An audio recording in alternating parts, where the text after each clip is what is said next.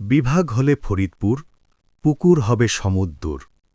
সত্যিই তাই, ফরিদপুরকে একটি বিশাল পুকুরের সাথে তুলনা করা যেতেই পারে।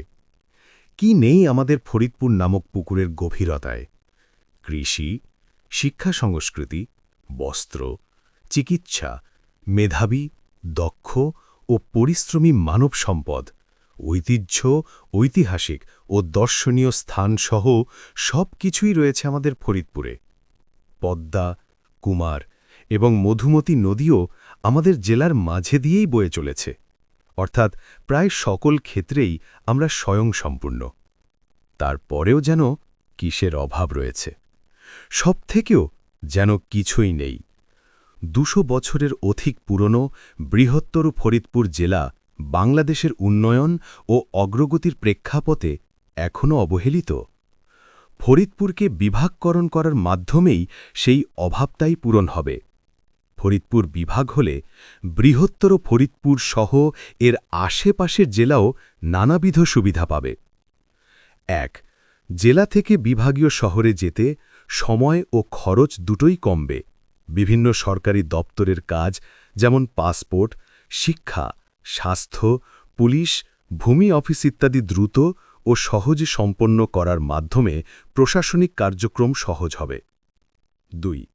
বিভাগীয় বাজেট ও প্রকল্প সরাসরি ফরিদপুরের মাধ্যমে বাস্তবায়ন করলে বিভিন্ন অবকাঠামো, সড়ক, হাসপাতাল, শিক্ষা প্রতিষ্ঠান, শিল্পাঞ্চল গড়ে উঠবে। ৩. নতুন সরকারি অফিস, বিভিন্ন ডিভিশনের বিভাগীয় কার্যালয়, ব্যাংক ও কোম্পানি স্থাপন হবে, ফলে স্থানীয়দের জন্য প্রশাসনিক, কারিগরি ও সেবামূলক সহ বিভিন্ন সরকারি বেসরকারি চাকরির সুযোগ বৃদ্ধি পাবে এবং বেকারত্ব হ্রাস পাবে। ৪. ফরিদপুর হবে দক্ষিণ পশ্চিমাঞ্চলের বাণিজ্য কেন্দ্র। ব্যবসা বাণিজ্যের ব্যাপক প্রসার ঘটবে, বিনিয়োগ বাড়বে, কর্মসংস্থান বাড়বে, ফলে স্থানীয় অর্থনীতি দারুণ শক্তিশালী হবে। ৫. পর্যটন ও সংস্কৃতির বিকাশ ঘটবে। পদ্মা নদী, মধুমতি, ঐতিহ্যবাহী মন্দির, মসজিদ, সাহিত্য, সংস্কৃতি, ঐতিহ্য ও দর্শনীয় স্থান ঘিরে পর্যটন বাড়বে। পাশাপাশি স্থানীয় সংস্কৃতি ও ঐতিহ্যের প্রচার জাতীয় এবং আন্তর্জাতিক পর্যায়ে নেওয়া সহজতর হবে। আবার জনসংখ্যা ও অর্থনৈতিক গুরুত্ব বিবেচনায় ফরিদপুর, রাজবাড়ী, গোপালগঞ্জ, মাদারীপুর, শরীয়তপুর মিলে একটি শক্তিশালী প্রশাসনিক অঞ্চল হবে। সুতরাং ক্ষেত্র সম্ভাব্য সকল উন্নয়ন, প্রশাসন, নিজস্ব বিভাগীয় কমিশনার, ডিআইজি অফিস, উচ্চ আদালতের বেঞ্চ, অর্থনীতি, শিল্পাঞ্চল ও ব্যবসা সম্প্রসারণ, উন্নত সড়ক, রেল ও নৌপথসহ বিশেষায়িত হাসপাতাল, বিশ্ববিদ্যালয় ও কারিগরি প্রশিক্ষণ কেন্দ্রসহ সবকিছুই সম্ভবপর হবে শুধুমাত্র ফরিদপুরকে বিভাগকরণ করার মাধ্যমেই। কিন্তু বৃহত্তর ফরিদপুর জেলা তো রাজবাড়ী, মাদারীপুর, শরীয়তপুর, গোপালগঞ্জ নিয়ে গঠিত। এদের মধ্যে ফরিদপুরকেই এবং ফরিদপুর নামেই বিভাগ কেন? কারণ হচ্ছে ভৌগোলিকভাবে দক্ষিণ পশ্চিমাঞ্চলের বেশিরভাগ জেলা ফরিদপুরের মাধ্যমে সংযুক্ত। প্রিয় ফরিদপুরবাসী, আপনারা জানেন ইতিমধ্যে সরকারিভাবে ফরিদপুর বিভাগ করার উদ্যোগ নেওয়া হয়েছে। ফরিদপুর যদি বিভাগ হয় এর সুফল ভোগ আপনারাও করবেন। কিভাবে করবেন?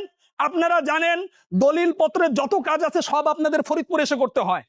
এর বাইরেও আপনাদেরকে চিকিৎসার জন্য ঢাকায় না গিয়ে ফরিদপুরে আসতে হয়, কারণ ফরিদপুরে এসে চিকিৎসা গ্রহণ করলে আপনাদের চিকিৎসার খরচ অনেক কম হয়।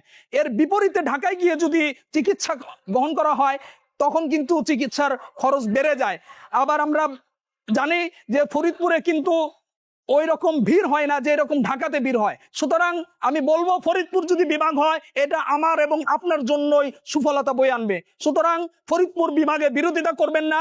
আরেকটি বিষয় মনে রাখবেন, ফরিদপুর যদি বিভাগ হয় এটা জনগণের কোনো রকম ভোগান্তি হবে না। শুধু প্রশাসনিক সরকারি যে সমস্ত আমলা রয়েছে তাদের কিছু কাজ করতে হবে, যেটা তারাই শুধু করবে। আপনারা কোনো রকম বিভ্রান্ত হবেন না। আপনাদেরকে বলবো আসুন আমরা একসাথে ফরিদপুর বিভাগ বাস্তবায়নের জন্য মাঠে নামি।